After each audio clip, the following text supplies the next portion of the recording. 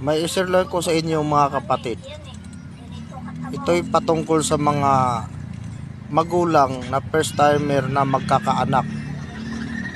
Kasi may napanood kasi ako sa Facebook o sa TikTok.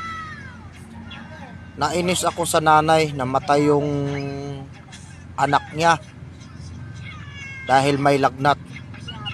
Umabot to ng 40 degrees yung init ng lagnat, yung init ng anak niya. Nainis ako sa nanay dahil nakuha pang magsisilpon. Mas inuna pa yung cellphone habang yung bata nakahiga. Nakita ko yung bata katabi niya nakahiga. May nakalagay naman bimpo sa dito sa noo.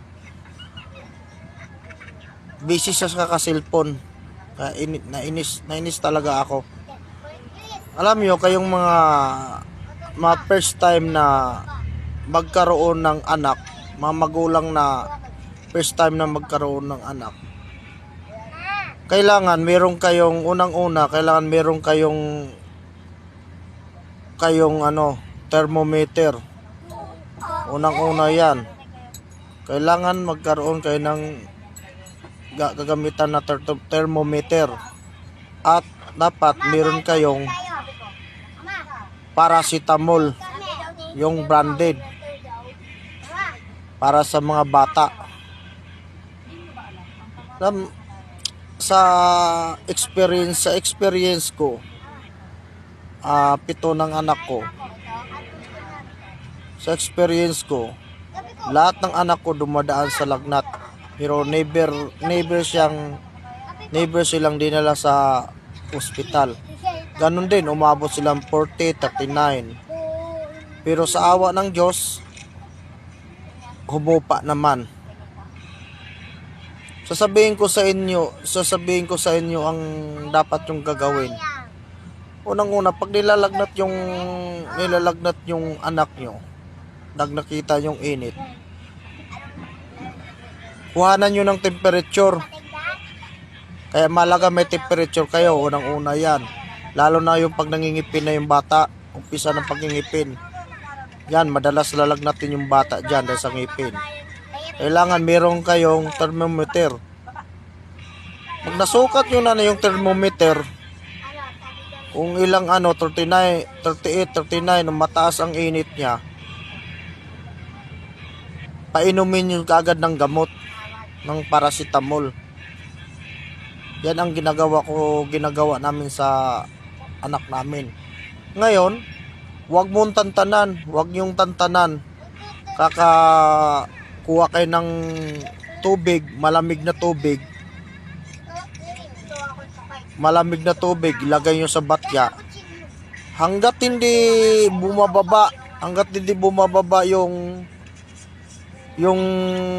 init sa katawan ng bata, punasan nyo ng punasan, lalo na sa mga kasingit-singitan, katulad ng kilikili. Lahat ng kasingit-singitan, punasan nyo ng punasan, pati katawan, punasan nyo ng malamig na bimpo. Huwag ka ng malamig na tubig, isawsaw nyo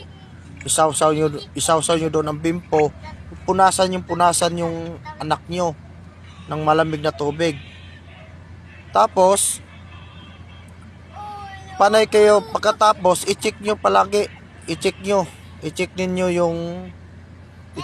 yung init ng bata. Bawat punas nyo, i-check nyo palagi ang init ng bata.